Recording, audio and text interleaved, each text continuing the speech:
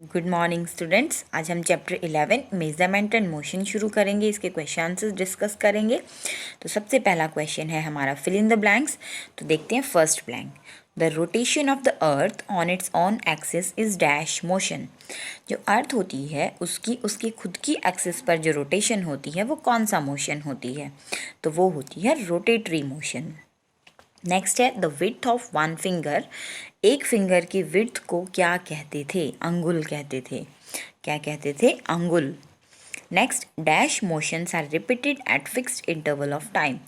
कौन से मोशन जो होते हैं रिपीट होते हैं फिक्स्ड इंटरवल के बाद? तो कौन से मोशन होते हैं वो? Periodic motion. Motion of an object along a curved path. किसी भी कर्व पाथ के चारों तरफ या उसके साथ साथ जो मोशन होगा वो कौन सा मोशन होगा? कर्वीलिनियर मोशन होगा। उसके बाद है if an object does not change its position with respect to time it is said to be at rest.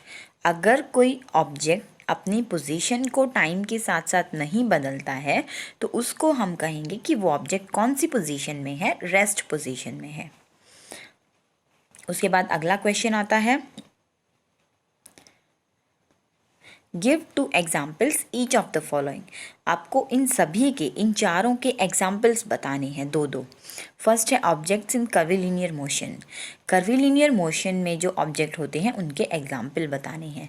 तो इसका एग्जाम्पल है a car moving on a हिली रोड।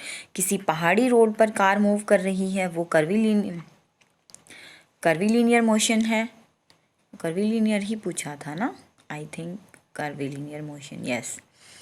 उसके बाद है दूसरा एग्जाम्पल कौन सा है? A car taking a turn on curved road. एक कार जो किसी मुड़े हुए रोड पर अगर टर्न लेगी तो उसका मोशन भी कर्वीलिनियर होगा। अगला है object in oscillatory motion. Oscillatory motion में ऑब्जेक्ट्स के आपको एग्जाम्पल देने हैं।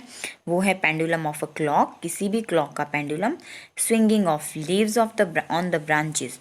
टहनियों पर जो लीव्स होती हैं, पत्तियां होती हैं, उनका स्विंगिंग, झूलना किसी भी ट्री में, या फिर जो ड्रम होता है उसका पीटना, वो भी एक ऑसिलेटरी मोशन होता है।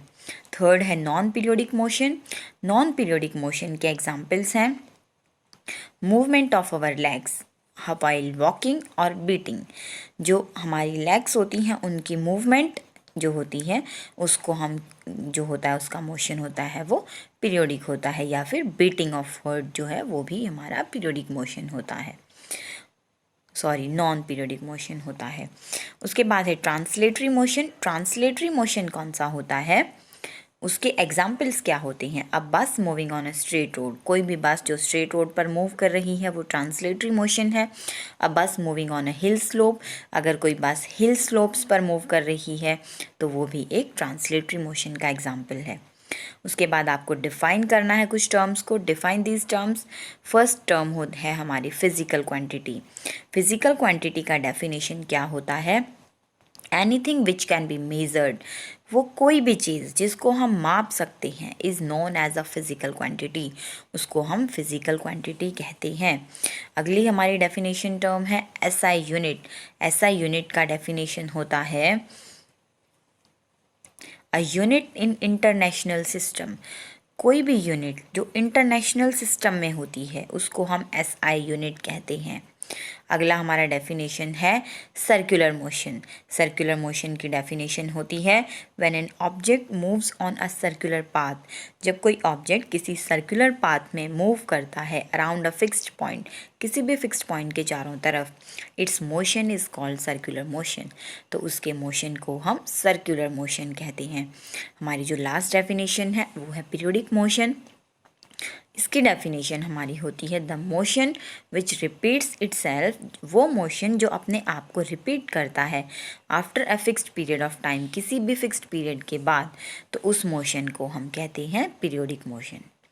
तो आज की वीडियो में बस इतने ही क्वेश्चंस हम डिस्कस करेंगे। आई होप आप सभी को समझ आ गया होगा। Thank you so much.